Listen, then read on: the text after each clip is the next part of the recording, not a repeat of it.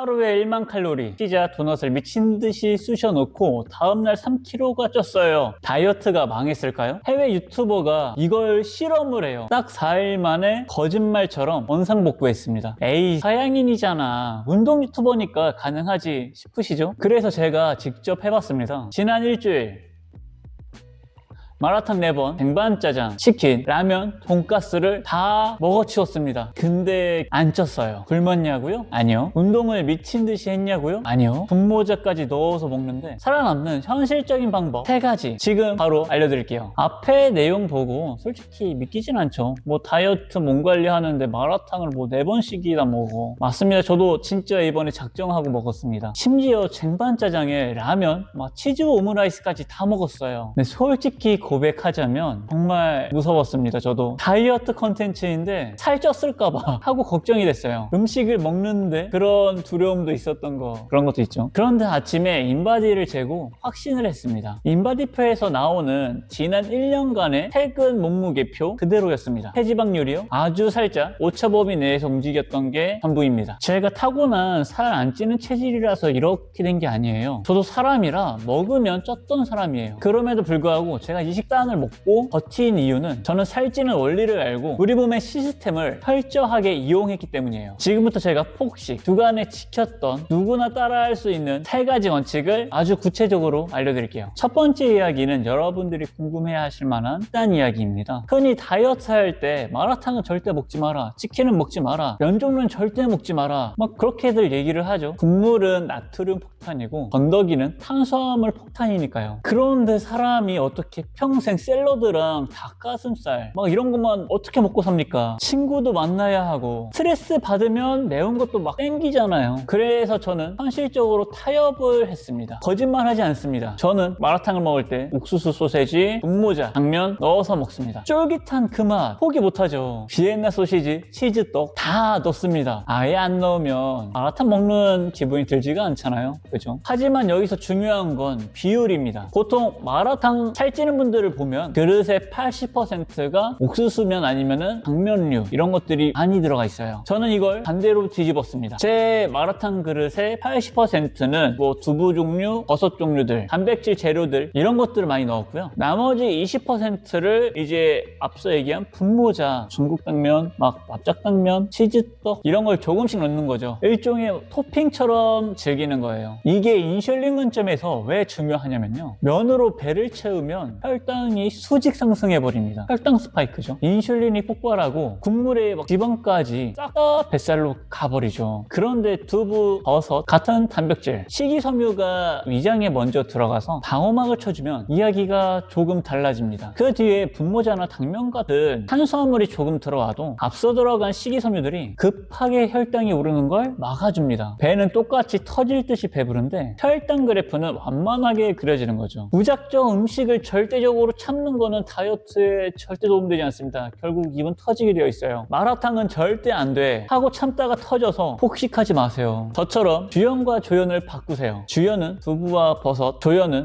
분모자와 당면, 이 비율만 지키면 마라탕은 생각보다 괜찮은 저탄고지의 음식이 될 수 있습니다. 이게 제가 일주일에 4번 마라탕을 먹고도 버틴 비결입니다. 두 번째 비결입니다. 사실 이게 식단보다 더 중요할 수도 있어요. 보통 배달 음식을 배 터지게 먹고 나면 아, 잘 먹었다 하면서 바로 소파에 가서 푹 기대거나 침대에 눕지 않습니까? 그 순간이 바로 뱃살이 만들어지는 골든타임이에요. 그래서 저는 저만의 철칙을 하나 세웠습니다. 식후한 시간은 절대 눕지 않습니다. 앉아 있더라도 절대 기대지 않습니다. 보통 20분, 30분 걸으라고 하는데 이게 매번 하기는 쉽지는 않잖아요. 하지만 저는 다른 방향적으로 1시간은 절대 눕지를 않아요. 저는 확실하게 1시간만큼은 지킵니다. 그렇다고 1시간 동안 뛰거나 헬스장에 가는 건 아닙니다. 솔직히 배부른데 뛰면은 토할 것 같아요. 저는 그냥 집에서 제가 좋아하는 걸 합니다. 게임을 하거나 유튜브를 보거나 밀린 카톡을 할 수도 있고요. 단 조건이 있습니다. 게임을 하더라도 소파나 뭐 침대에 늘어지지 않아요. 허리를 꼿꼿이 세우고 앉아서 해요. 뭐 다른 걸 하면서 계속 움직이기를 하죠. 핵심은 내 몸을 바닥과 수직으로 세워두는 겁니다. 어떤 분들은 이렇게 물어보세요. 에이, 그냥 빡세게 스쿼트 100개 하는 게 훨씬 효과 좋지 않나요? 아, 무조건 에너지를 더 쓰는 운동인데 효과가 더 좋을 수밖에 없죠. 그런데 생각을 해보면 배 터지게 먹은 상태에서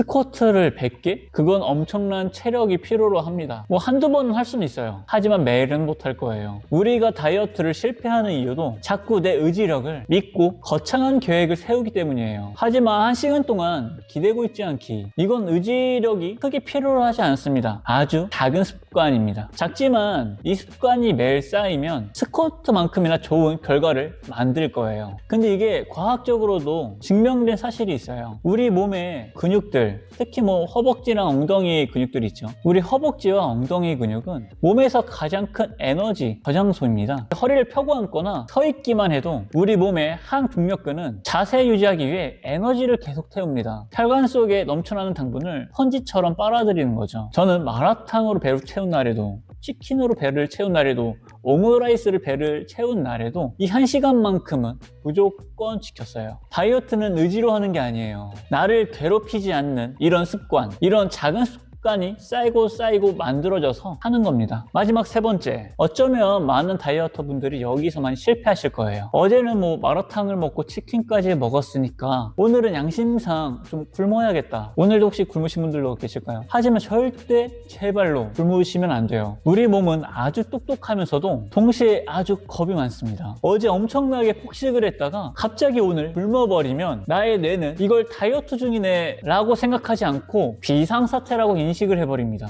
주인이 밥을 안 주네, 식량이 부족한가, 밤에 들어오는 에너지는 쓰지 말고 무조건 지방으로 저장을 해야겠다. 이 명령이 떨어지는 순간 우리의 몸은 살찌는 체질로 바뀌어 버리는 거예요. 이게 우리가 겪는 요요 현상입니다. 하루 좀 굶어서 수분이 좀 빠졌다가 밥을 먹으면 살이 2배로 찌는 이유, 이거예요. 저는 폭식하고 난 다음날 오히려 더욱 규칙적으로 챙겨 먹습니다. 점심 저녁 다 꼬박꼬박 먹었어요. 단 딱 하나만 조절했습니다. 탄수화물 양을 과하게 먹지 않게끔만 조절을 했어요. 탄수화물을 줄이고 다른 단백질이나 지방을 더욱 섭취해 주는 거죠. 계란, 두부, 고기 같은 반찬과 채소는 배가 부를 때까지 먹었습니다. 이렇게 영양소를 내 몸속에 넣어줘야 우리의 뇌가 안심을 해요.